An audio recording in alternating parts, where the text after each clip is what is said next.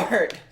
Welcome to episode 8 of the Going Dark Airsoft podcast, which was almost canceled because I am a lazy piece of shit and I don't want to record, and I moved, and now I am captaining this sinking shipwreck. Which means it's all his fault.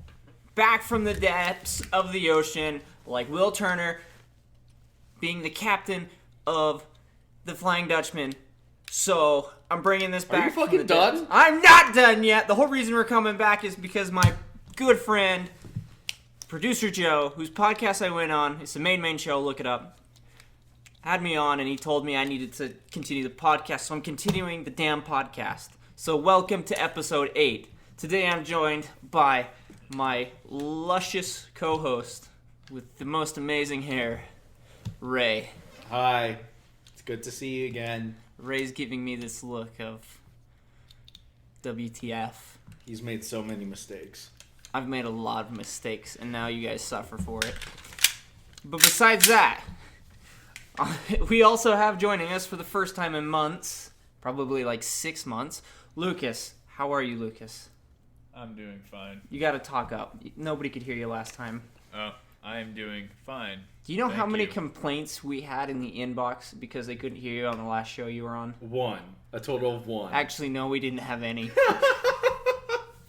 That's because they weren't missing too much. Well, I don't know. Okay. We'll see. All right. Anyways, welcome to the show. So, as we sit here tonight, we were going to have an event called the Gulag, but because of things that have happened outside of my control, actually more or less a business partner in this event decided that he wanted to cancel it and then use the stuff that we had set aside for his own event next month, which kind of pissed me off. There is no Gulag tonight. I'm sorry. If you actually paid money, go talk to Brandon and get your damn money back, because you ain't getting shit. So, yeah, go get your money back from him if you actually bought into it, because you're not winning anything. I'm actually kind of mad. Ooh, fiery. And I'm the one that had the whiskey tonight. Yeah, exactly. And I'm sober. And I'm angry. So. Wonder how you'd be not sober. Did you say that louder? Would you be even more angry if you were sober? That's an excellent question. Now, maybe for shits and giggles once I'll actually get drunk. And just to see what would happen. Your milkshake sucks. That's all right. I had to use what I had. You can't bring any voice to the yard. Life of Boris special, end of month. Use whatever I have in fridge to make milkshake. Cheeky breaky. Anyways. On the subject of airsoft, none of us have airsoft since the farm event, which we will review tonight. If you remember any of the details from the farm, Ray. Yes, I do. Yeah, so the farm was fun. They had it in Enterprise. Some friends of Desert Ghost Airsoft have some land in Enterprise, Utah, which is, it's basically BFE. There's literally nothing there. We drove up I-15 and then we went west, and there's literally nothing but, like, this weird rail yard that I didn't know existed. And Yo. It was... Out in the middle of nowhere. It's pretty rad. It was rad, but it was... It must be scary driving down there at night. It was kind of creepy just in the daytime. It really was. I'm like, oh, this is some saw shit right here. Yeah, like, where the hell are we going? This is kind of wild. Some Jeepers Creepers right there. Yeah, some Jeepers Creepers. But Great movie. luckily, we found the guys airsofting on this plot of land that these guys own. I don't know who the guys are, but if you're listening to the show and you're the people that own this place, hit me up. You know, maybe we'll get you on the show. The Farm Part 2 is coming out, and as mad as I am at Desert Ghost Airsoft, it's the only thing we have in Southern Utah. So go and check out the Desert Ghost Airsoft Facebook page to find out about the Farm Part 2. He's mad and he's still plugging.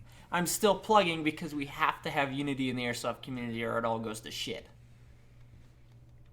He's mad. Lucas, you can attest to this.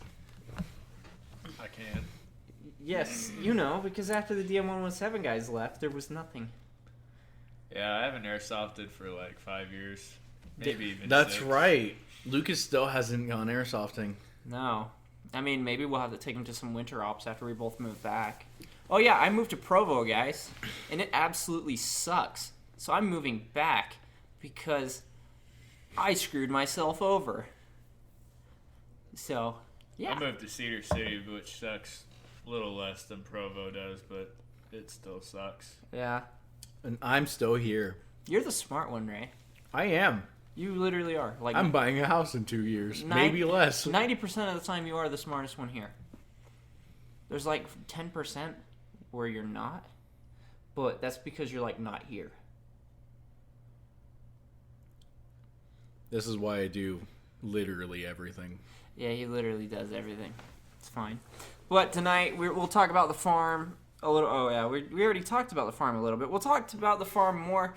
We have a review of a gun that I bought because everybody likes reviews. And I got my rant out of the way tonight. Do you guys have anything you want to rant about that's airsoft related? No? Lucas? Nope. All right. Fair enough. I mean, I guess that's what's going to go down. What would I possibly have to rant about? No, something about not airsofting in 5 years. Oh. Yeah, I don't know. Maybe we'll rant about how Lucas doesn't have his schedule figured out to go airsofting with us. That's his fault. It is his fault, but, I mean, he can figure it out. He's a big boy. I am a big boy. You wear the big boy pants, I know, because we wear the same pant size. That sounds gay. It does, yeah. Are you guys like a thing? That's so cute. Yes, actually.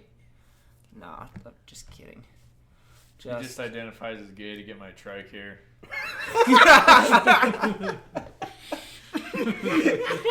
I'm the dependopotamus in this situation. I think we went I too am the far, reserve. guys. We have gone too far. We must go back. No! Too late. No. Continue. Continue. Airsoft. Oh, yes, airsoft.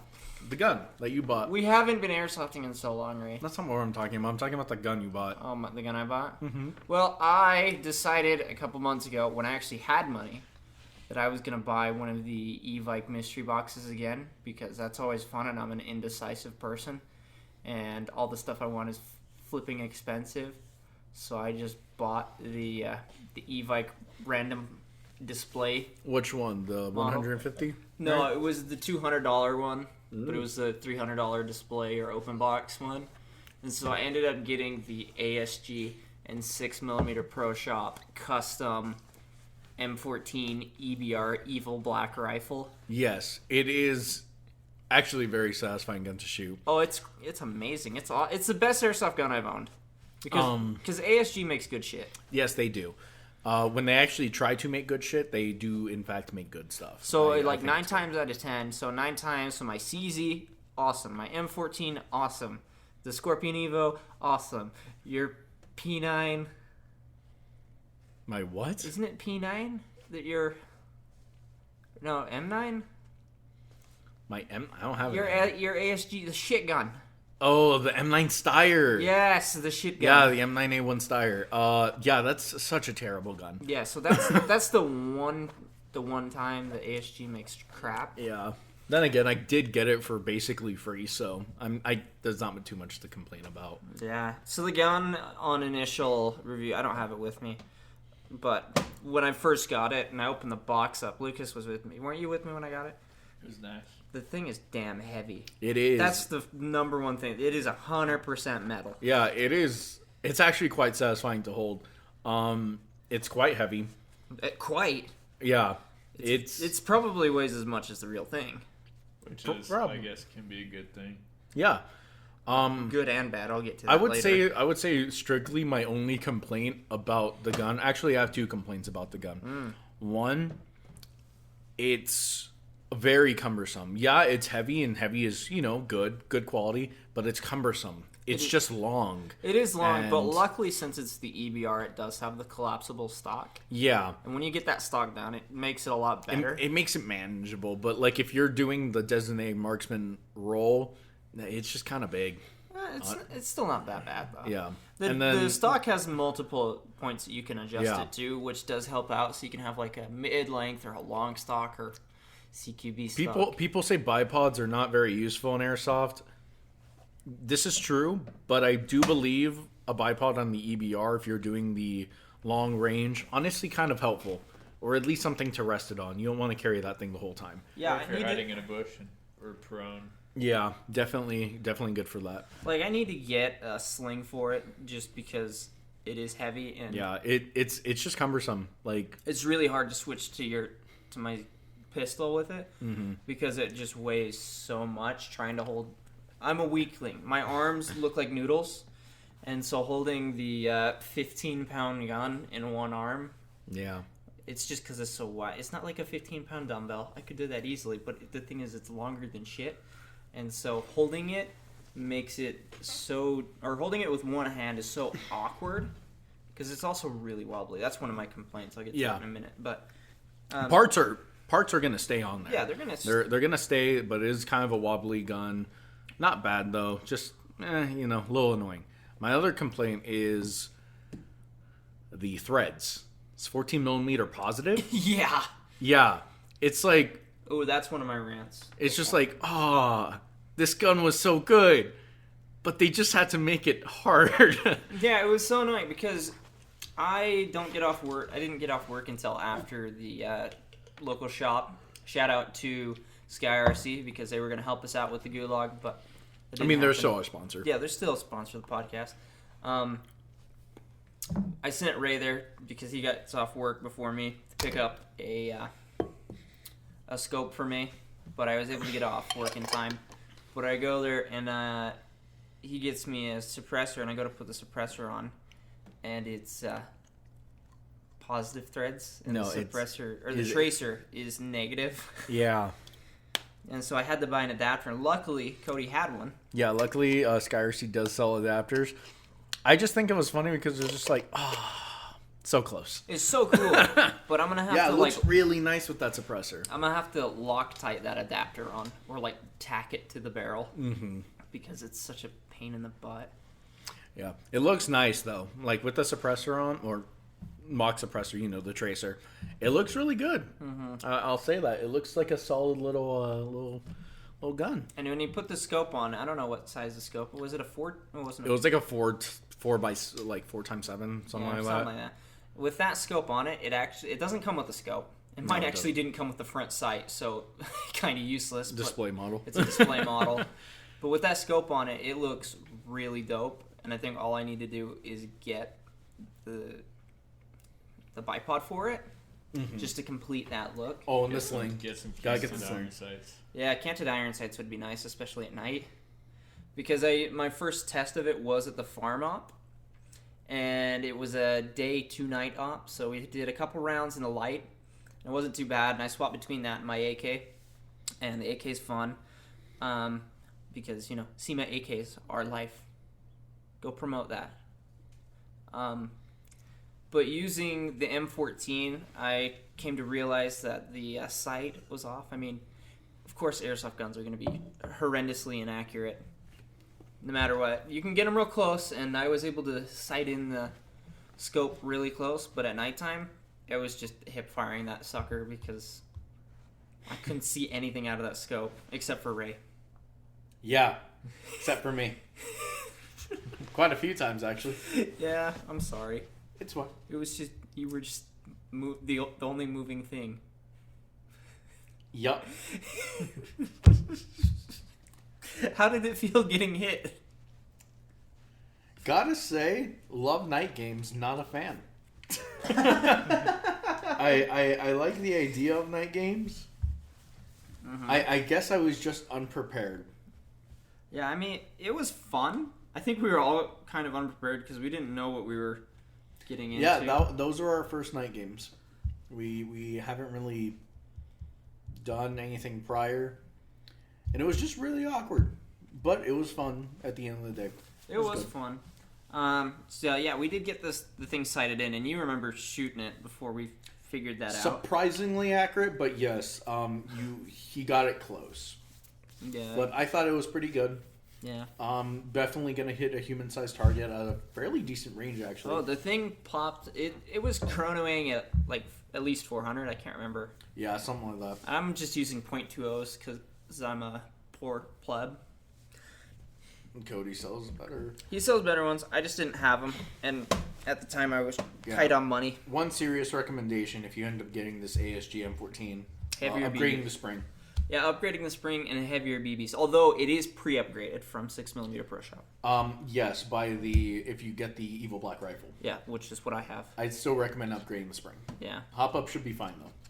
But you can reach out and touch someone pretty decently with it still. Yeah. The only reason I say that is because traditionally with longer ranges you want to be hitting with like, .25s, .28s, maybe even 3s. Yeah. With a DMR exactly. at least. So you want to upgrade that spring, and that's literally the only thing I'd ever recommend doing to that rifle. Yeah. Other than like attachments. Yeah, it does come lipo ready though, so I am running a lipo in it. And so it requires a really funky shape of lipo because it goes within the front handguard. And so if you don't get the right one, it's not gonna fit. So the stick type won't work. Nunchuck won't work. Yeah, nunchucks and sub types won't work. You have to get like the smaller single sticks, or you have to get those really tiny ones that they use for RC. Yeah. Well, yeah. Here's a pro gamer move. Don't spend money on airsoft batteries. Just buy RC batteries because they're better because they're made for bigger motors, so they last longer. Deans. Yeah, and Deans. Not everybody can convert to Deans, Cole. What? Not everybody can convert to Deans. Everybody should convert to Deans. Not everybody can. I haven't. I have. And I now have a Tamiya to Deans adapter to show people the light. Would that fit in my saw in that weird compartment? Oh, it's the same size. It's the same one as in your saw. Oh, really? Yeah. Oh, I respect that. Mm-hmm. Don't listen to me. Oh, it's okay. Everybody wants to listen to you. No one ever does. I think one of the main issues I found out when I opened the gun up and started messing around with it was that it did come a little wobbly. So I had to pull out the Allen wrenches and tighten the sucker up quite a bit because it was fairly wobbly, wasn't it, Lucas? The rails were wobbly, but the system, you can pull back the charging lever and it clicks forward with a very satisfying click. Oh yes, it feels good.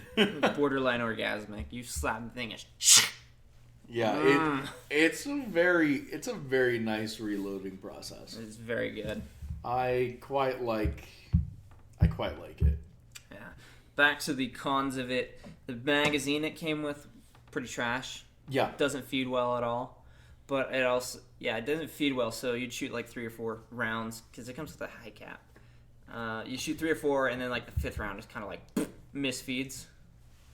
Give it a little smacker. Yeah, give it a little smackaroony, and then it works.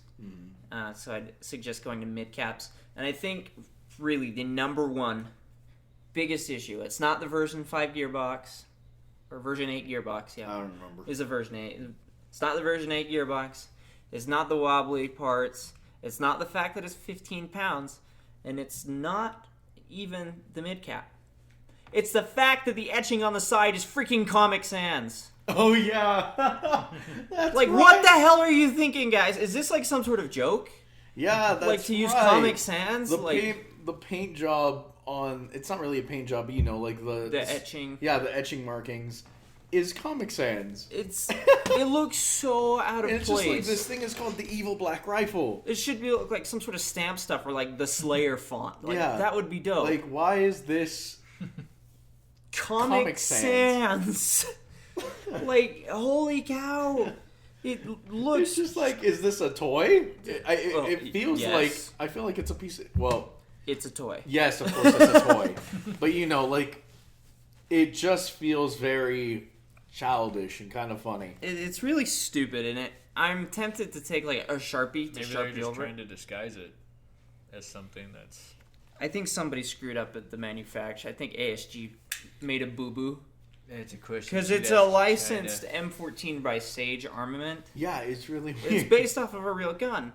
And I mean, it's almost as bad as the ASAP guys with their M416 that got edged with the jewels from the airsoft one. You guys got to check that out. It is so funny because he sent his lower in to get etched by this company that does it, and when they etched it, they put in the jewels and stuff from the airsoft picture they found online. So his real gun has airsoft specs on it. It's the funniest thing ever. That is hilarious. Yeah. But besides the Comic Sans, I give it probably an 8 out of 10 since I've only used it once. And the day after I used it, my forearms were killing me. I'm giving it a solid 7 out of 10 just based on, I don't know, there's definitely better guns for the price. Yeah, because it and retails for about $3. Actually, I have it pulled. Yeah. I have it on my phone. Give me. Go ahead. Like, yeah, I would give it a 7 out of 10 because, yes, you can get better guns for the price. Like, my suggestion... It retails for $300. Oh, yeah. Certainly my suggestion would be save up a little bit. Try to get yourself a Crytek or some sort of... I don't really know, like, what I would really suggest. But at $300, I probably wouldn't get a DMR or a sniper. Well, that's just my personal If you're opinion, going though. for a DMR at $300, I think there's better options. I'm sure there is. I'm quite sure there is. Like, I can't think of anything. I can't think of anything off the top of my head, but I think SEMA makes a DMR, or not SEMA. I mean, if you're crazy, Crytek. you can get yourself a VSR 10 clone and then just make that HPA. HPA. Oh, disgusting. But What am I talking about? it's a very fun gun. If you can get the deal on it, if you can get it on sale, it's on sale right now for $270, retailing for $300. If you can get it for less, like I did, I got it for $160 with the Evite deal. So if you can get it for cheap, it's definitely a good buy because that thing reaches out and whacks people. Yeah, I do suggest if you can get it on sale. That's about it. Yeah, that's really it. But yeah, that's the cool DMR build because I remember on a previous episode. DMR build. It's not really a build; it's more of a buy and throw parts on it. We literally been telling him to build it I've been talking. AR-15. I've been talking about building a DMR and especially an M14 because I love the look. And then I buy a random box and I end up getting exactly what I wanted. So I mean, now I have something decent. But you M4 boys just roll your eyes at me. You, come on, man. What's wrong with running an AK and an M14? Like, come on, bruh. At least we use the same pistol mags. No, we don't. Me and Jaden do. Yeah, and I have something way better than you and Jaden. Shut up. Our APSs are already broken. Yeah. Both of them. They can go fully automatic, and mine's And work. they're APS, so of course they're shit quality and they're already broken now. I mean, mine is ArmorWorks AW, Yeah, AW. the modified WeTechs. Honestly, fine. So They're fine. If I could, I'd switch to a Tokyo Marui High Kappa, just because I'm a speed softer like that. Speedy boy! I like speed. Pa, pa, pa, pa, pa. I like fast trigger response. What can I say? I've got my blade trigger and I can finger it faster than my girlfriend. That's pretty good. Speaking of blade triggers. Yes, we would be speed softing now if it wasn't for the cancellation of the gulag. Well, can we talk The about involuntary cancellation of the gulag. Can we talk about the fairly recent, what is it, the SSG-1 Yeah, by G&G. by G&G? I Ooh, that gun, man. honestly, I'm not against it. I like the idea. Have you seen it, Lucas? I have not. Let's show him. For it. Go ahead and pull it up. Jamie, pull that up. So, Yeah, if you guys haven't seen it before, just Google it right now. The SSG-1 by G&G. It's a the speed modified soft rifle. combat machine Yeah. that's specifically made for speed softing. In my personal opinion, it is disgustingly beautiful and goes against everything that most people stand for. But I love it. Yeah, I would. I don't know what to quite think of it. Yeah, get close, Lucas. Take a good look at it and be like, yes. Give us your opinion as a military connoisseur of sorts. Well, if most of you people haven't seen it yet, it's a modified combat machine, specifically modified from the manufacturer to be for speed softening. So you've got a clear mag, you can see through it, an adjustable stock, which I think is sick. Note, the blade trigger does not come packaged in the U.S., but I thought they do sell the part for Yeah, it. you can buy it. I don't believe it actually comes with it. No, not in the U.S. I thought it was like everywhere doesn't get it. Everywhere gets it except for the U.S. I don't know why, but because they hate us. They hate us. But you can just replace it if you want to open it up. I like the idea. I don't get the muzzle though. I don't know why there's not the ability to put rails on it, and Lighter. there's like a useless one at the end. Lighter. It's for light. But it looks like a paintball barrel. That's what gets me. Well, it's easier to manage. Oh yeah. I will agree the front amplifier. I can't call it an amplifier because it's sir. I can't really call it an amplifier because it has holes in it. I guess it could qualify, but Loud and sir. I guess if you want to put a front sight, sure. But it has a rail underneath it as well, underneath just the tip. I have no idea what you're going to do, but like a laser sight maybe? I have no idea what that's used for except for like a flashlight. That's like my only idea, and I don't even think it's that useful. Like if you're in like a speed soft tournament or you're just speed softing for fun, why are you going to use a light? Like you don't need to. The stage is lit up. Who cares? Yeah. Exactly. And the blade trigger is certainly helpful. My favorite part is the stock. I feel like there should be some kind of hand guard on it. You do? Just put like an angled foregrip or something on it because I feel like that makes close quarters moving a lot easier. I guess I could say that. Actual military tactics, then it is at least. No, these people aren't doing actual military. I mean, maybe they are, but I doubt it entirely. Just because of how fast they have to move, and they can take more risks and such. Well, I think the biggest thing that I take away from this gun is the stock. I'll talk about that later. Yeah, my biggest takeaway from it, honestly, is I think it's cool that one of the big manufacturers, being G&G, is catering specifically to a group that probably one of the fastest growing groups, and is easily shit on.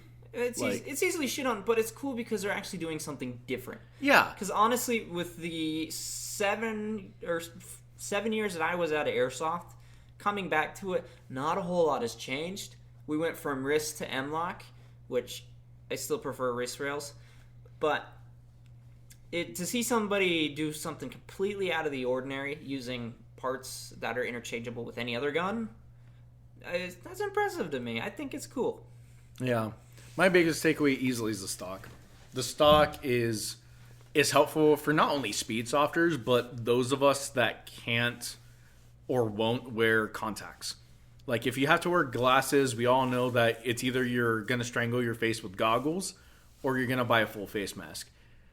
And in my opinion, like what I've had to do because I bought a full face mask is that I've had to buy riser rails in order to even use my gun in like a comfortable position.